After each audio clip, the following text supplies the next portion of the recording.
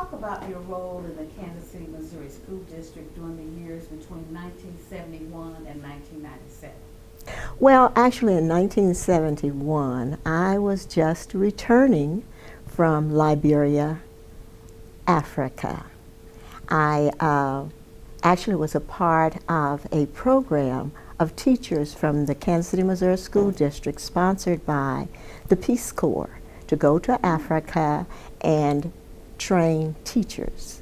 And so I was there for a little more than a year, returned to the Kansas City, Missouri School District in 1971.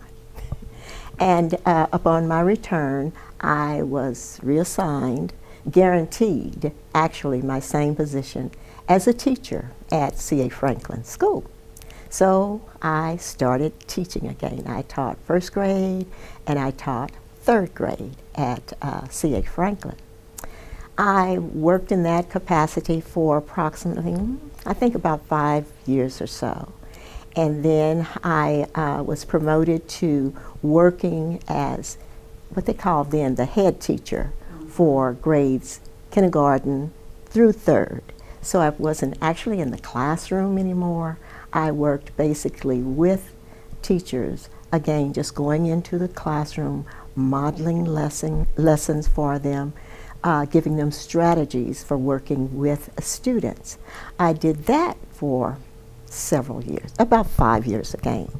And then Imogene Clark, I don't know if you remember Imogene, came into the building and said, you know, I really would like for you to work in my program. It was the first what they called IA program in the district. Yes. And so I then left C.A. Franklin and I was assigned 3 schools. Persian, J.J. Persian, I went to Voca and to Sweeney. I worked in all 3 of those schools. And in the same capacity, sort of, that I was doing at C.A. Franklin. I would go into the classroom, work with teachers on strategies for improving instruction, on working with them management skills. I also tried to see that they had all the supplies and materials that they needed in the classroom to be successful. So I worked in that position for several years. In the meantime, I started at UMKC again to get my administrative certification. So I finished that, and shortly after, I got a call from Dr. Garcia. He was the superintendent at the time, George Garcia. He wanted me to come to his office, and he offered me a position at Pinkerton School. And this was just at the beginning of the magnet era. And so I was assigned at Pinkerton School so that the principal of that school at that time could go for training, because all the principals of magnet schools were trained, or the majority of them. I don't know if all of them, but the majority. And Pinkerton was to become a Latin grammar school. And so I was the interim principal there at Pinkerton while the principal was engaged in professional development and other activities to prepare for the magnet program. I remained there at Pinkerton for 1 year. And from Pinkerton, I was then asked, I was to continue in position of principalship, but I was interim there, but I was given a principalship at another school. And I was given a choice of J.S. Chick or Pitcher, which was to become a German magnet school. And Pitcher was on the east side. Yes, what was Independence, yeah, in the Independence area. And I thought about it, but I didn't have to think about it long, because I always felt I would be of service and could give more service if I was working in the core of our city and our district, which predominantly would be African American population. And so I chose to go to J.S. Chick as principal of that of that time. And I think that was about 88, 89 was when I went to J.S. Chick. And I worked at Chick. Let me back up for a moment. While I was at Pinkerton, I met a friend for life because he had 2 daughters at Pinkerton, and his name was Ajamu Webster. We met and we just clicked right away because he and I had so many thoughts of what our children should be doing in the district, how they could learn better, what we could do as adults, really, to help them to achieve better in the classroom. So that was my first encounter with Ajamu as a parent. And when I went to Chick, and again, the magnet schools had started, but Chick was a traditional school. Actually, in that time, it was kind of a 2-tier system, and we used to say the haves and the have-nots. And Chick was a have-not because it was a traditional school. And by that, we actually meant magnet schools were given just tremendous resources. And the traditional schools were left basically with what they had already. Even at that, I felt I could make a difference at this school, J.S. Chick. And so I started there and worked at Chick. And then in 1990, Ajamu, who was a community activist and head of the Black United Front, approached me and he said, you know, we would like to support you in implementing African-centered education at J.S. Chick. And the feeling was there were themes that had evolved in the magnet era, and they were Spanish. There was a Spanish magnet, a French magnet, a German magnet, a Montessori magnet. All of these magnets were designed to bring the white populace into the inner city. Ajamu and I were of the same thinking, but what about our children who are already here? What are we going to do for them? And so together, he said, you do the implementation and we'll do the support. We will surround you, because we knew that we were talking about something that would not be well received by maybe the district, because they were in the process, of course, of trying to be sure that the magnet concept was going to be successful. In the meantime, the district also had, at that time, the DMC, was the Desegregation Monitoring Committee. And that was Dr. McLean and our own Dr. Eubanks and Dr. Murray. They were heading the district at that time. And so I called together a small group of teachers, and I said, look, you know, I've been to Africa. I have seen what schools can look like. They didn't have all the resources that even we had, but it was so much going on in those schools. You saw so much motivation, so much enthusiasm for learning, and just a pure hunger for wanting to know more and more. Actually, in my experience, do you know that I have walked into a classroom in Africa. They didn't have any desk. And so they would sometimes pull the trunk of a tree into the classroom, and you'd have a couple of students sitting on that. You'd have a couple, not a couple, many sitting on the floor with up to 40, 50 kids in a classroom, all ages. I didn't say just youngsters, but all ages up through teen years in the same classroom. I've walked in a classroom like that. No teacher there, but they sat and they waited. A teacher had been assigned, but sometimes the teachers didn't even show up, for classes. And the students would wait with this hunger just for information, just to be educated. They would wait.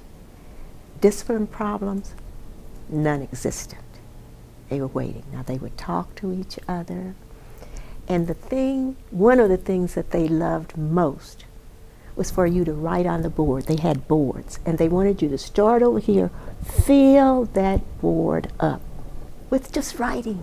They would take their tablets and a nub of a pencil, and they would write, and they would write, and they would, it seemed to empower them to have this tablet with all this writing in it so that they would have something that they could read.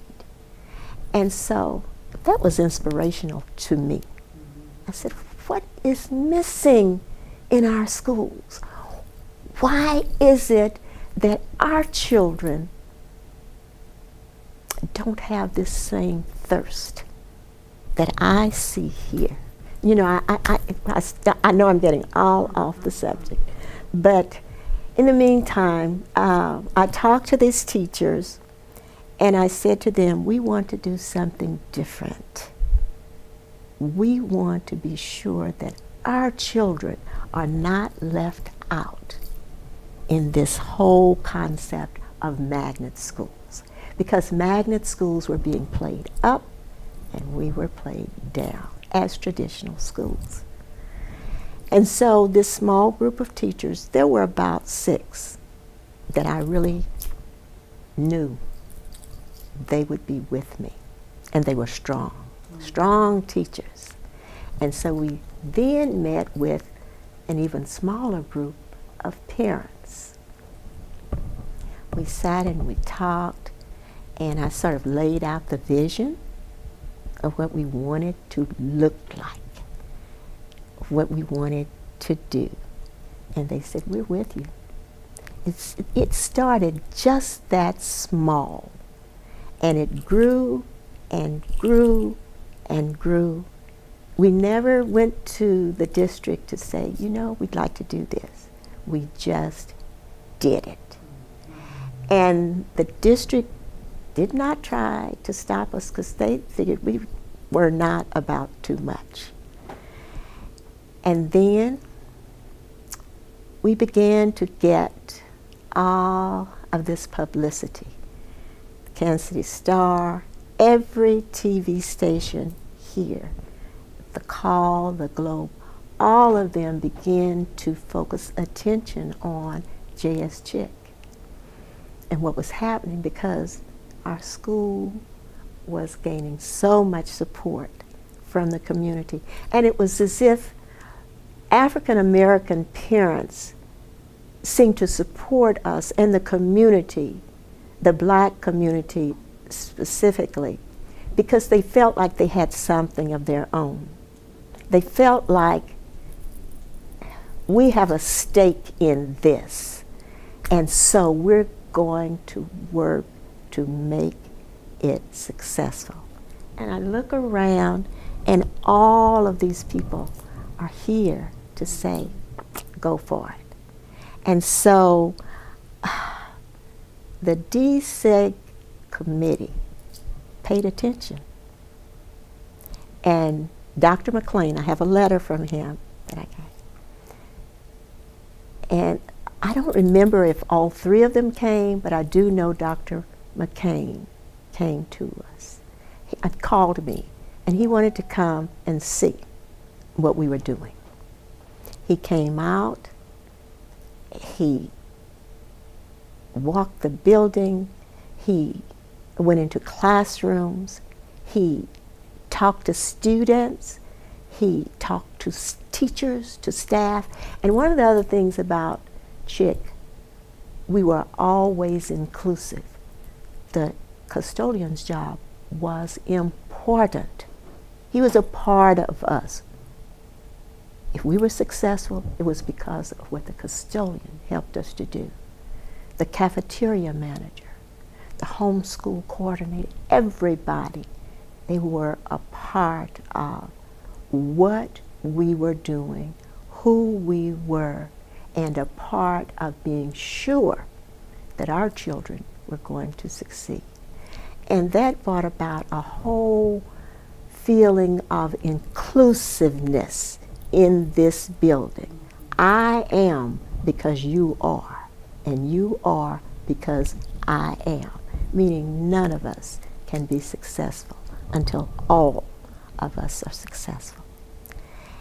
After the DSEG monitoring committee came, Dr. McClain, he went back and he wrote me a letter indicating how impressed he was with what he saw.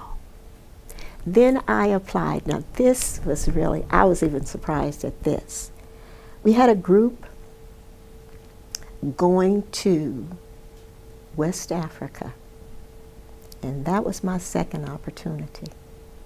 I appealed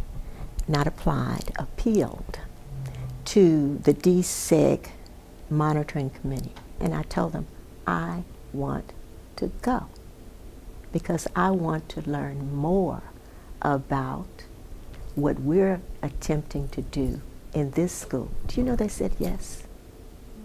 And they sponsored my trip to Africa. The DMC did that. That was in 1991. Oh, okay.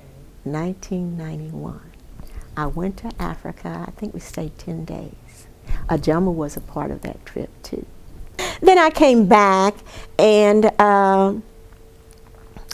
we continued. And Chick really became a school that was recognized not only locally, but we began to get national recognition. We had articles in Time magazine, in I'm trying to think of the Time, and anyway, I'll come back to that one, don't remember. But we got really, really positive recognition. And then the parents said, well, we're doing so well now, what are our kids, we want more of this. And so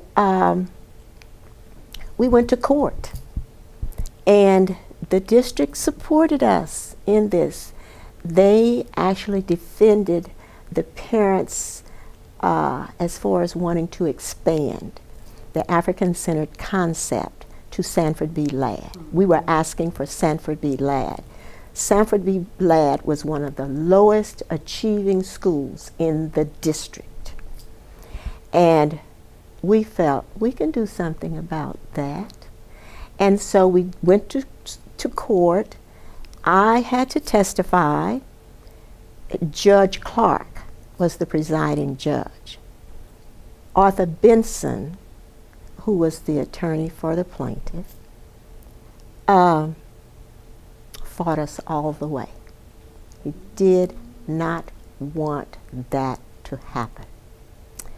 And you know, when I look back on it now, I understand. I understand because here you're pouring millions and millions of dollars into magnet schools. And here we have a school where when we needed furniture, we had to go to a warehouse that the district had pulled furniture out of all of the magnet schools, sent the old furniture to this warehouse, and where I got the desk for my school was under a tree, a big tree. They had these desks all under this tree. There were bird droppings all over these desks. Those are the desks we used. They were delivered to our school. On the playground, the custodians used water hoses to wash and I hope the parents took pictures. I don't know if Kevin has all these artifacts and pictures. I hope I still have that. I don't know the before and after. They cleaned all those desks before we could even take them into the building. We needed bookcases. I could not get bookcases, but I had a cousin teaching at another school, a magnet school. They had bookcases stacked in the restroom, a magnet school. We could not get those bookcases. And I'm not bitter about that. It just made us stronger. And it also proved that the building and the furniture does not make a difference about a child learning. It's deeper than that. It's deeper than the building. It's deeper than the aesthetics. However, I did feel our children deserved better than what we had. And at any rate, I lost my thought. We went to LAD, and I was asked to actually take over LAD as well. I had a really great instructional assistant. Her name was Gustava Baker. And I moved her over to LAD, and I traveled back and forth between Chick and LAD. And Gustava did an outstanding job in that building. And you know, I don't remember, within 2-3 years, I don't remember exactly, but LAD was noted by Governor, his name starts with an H, don't remember his name, but the governor of Missouri at that time as being one of the most improved schools in the Kansas City School District. No, I think it was in the state. No, in the state. In the state. In the state. And so we were also successful at LAD as far as achievement, you know, for our children.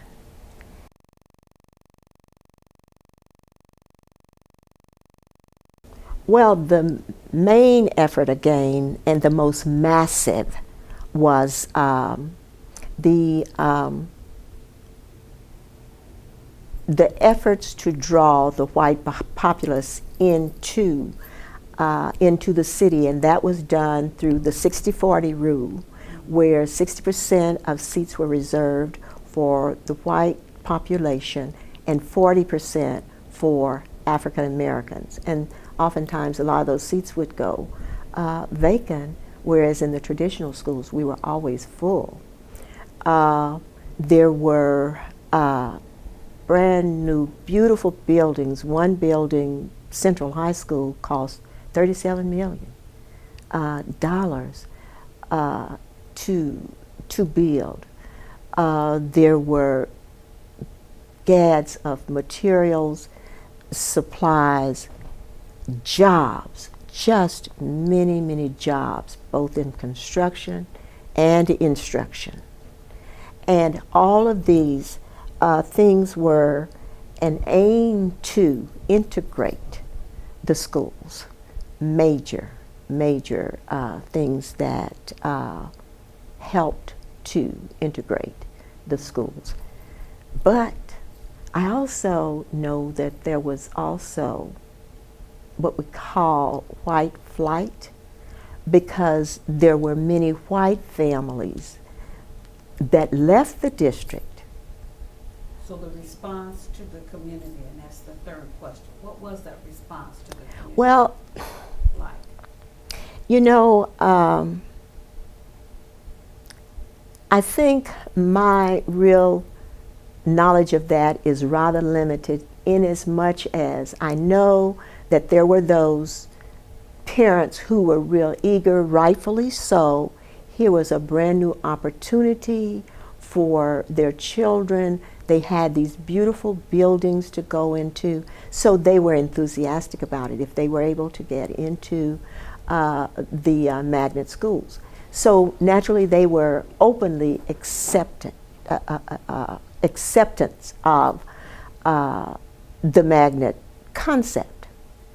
However, the vast majority, I think, because those are the ones really that I communicated with most, rather resented the concept of magnet schools, because it seemed as if there was so much emphasis placed upon bringing others into the district rather than focusing on what is here now and what is being done to be sure that these children are getting a quality education.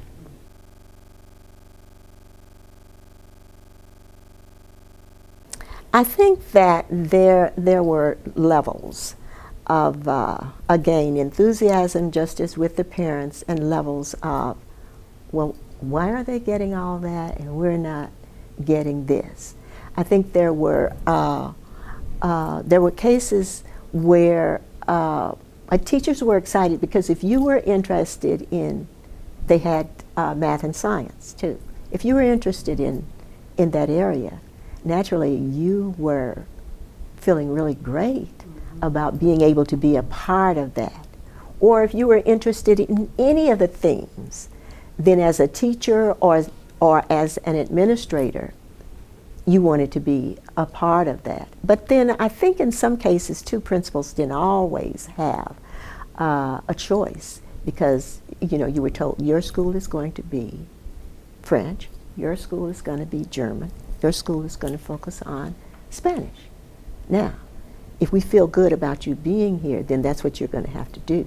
If we don't feel good about you being here as the leader, then we'll move you somewhere else. And that took place too, some of that.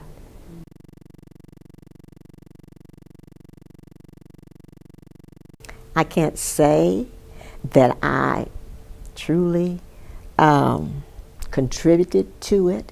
As a matter of fact, there are those that would say I was a deterrent to it because of my beliefs, my feelings, I don't know about my attitude. I tried never to have a negative attitude, but I always knew what I felt was best for the children that I had in my school and surrounding schools. I really felt that many of our students were not as fortunate as some of the students in our school because of the exposure that our students had that many of them did not. And so I don't know, yes I do know what I didn't contribute to desegregation or the integration of schools, but I did contribute to successful learning for students. So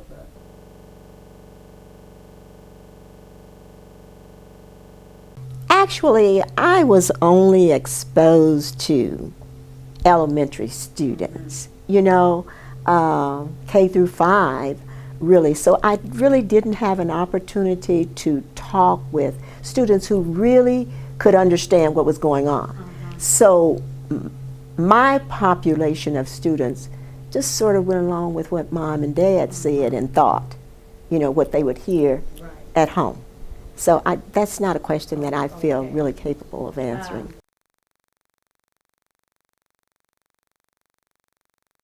as an administrator, my role. Well, you know, I really cannot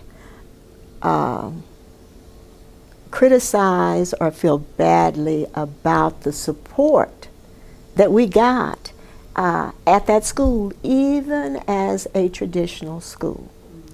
I can't complain about any of it because, and I'm sure it was because of the huge following of parents that we had, the community support that we had, and the success of our students. We were given support from the central office. I mean, tremendous support. There was not really anything that I asked for outside of more money, you know, that the district did not try to do for us. And I remember one specific thing, again, they were doing all this renovation on on magnet schools, building new schools, and I remember writing a letter.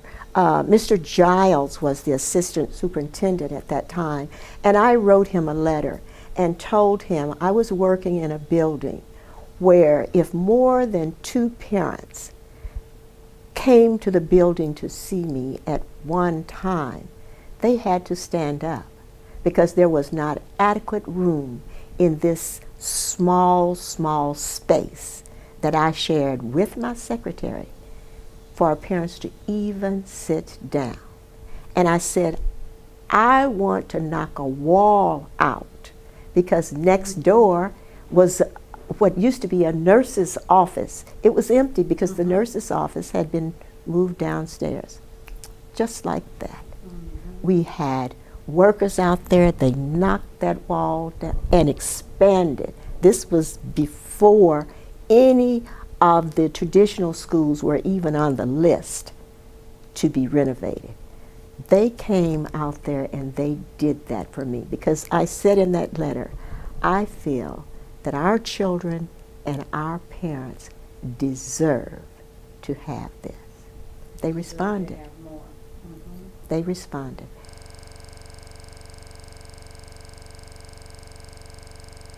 Well, I think that was one of the reasons that Arthur Benson, now he fought us all the way. He really did. And again, I can understand that because Chick students often, and I mean often, outscored on the standardized test students in magnet schools. How do you explain that, you know? And so our students, bottom line, were very successful in their endeavors of excellence in education and success in learning, to the point that it was questioned as to whether there was something else like cheating going on. And I was even accused by another administrator of taking the test home, erasing the answers, and bringing the test back. How absurd is that? And so we had individuals from the state, we had individuals from the district to come, monitor while our students were testing. The report was we had one of the best that they had seen as far as the monitoring and security of tests. We were on it.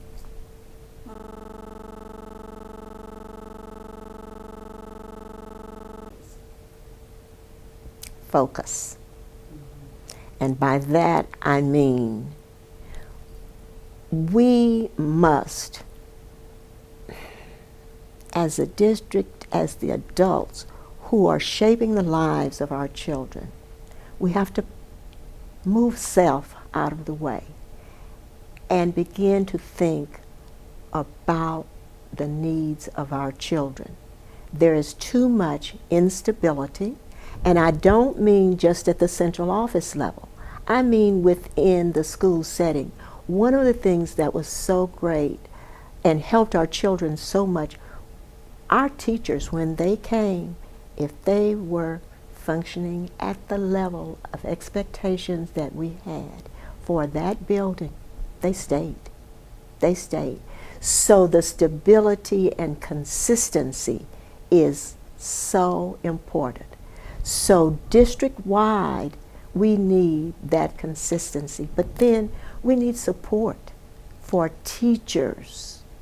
Teachers need to, number one, know that they are valued, and they need to be given the tools to be able to go into the classroom. By that, I mean they need professional development on a consistent basis, and not going in, having that today, they go back to the building and it's business as usual. No, you must be accountable.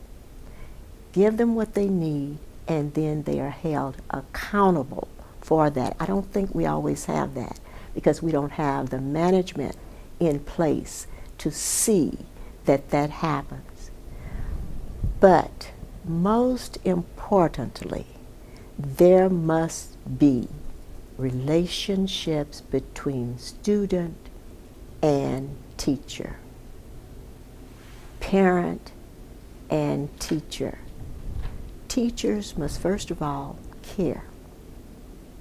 Students must know that they care. Expectations must be there, and that is what is lacking in many of our schools. Not all, but many of them, where there simply are low expectations of what our children can achieve. We have to work on that, and we have to hold principals, teachers, district personnel accountable for what happens each and every day in that classroom.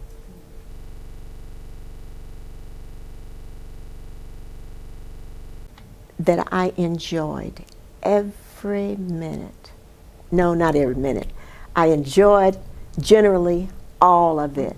There were times when the challenges were great. I mean great. But above it all, I wouldn't give anything Well, for I my saw you time and enjoying. experience. And your eyes just all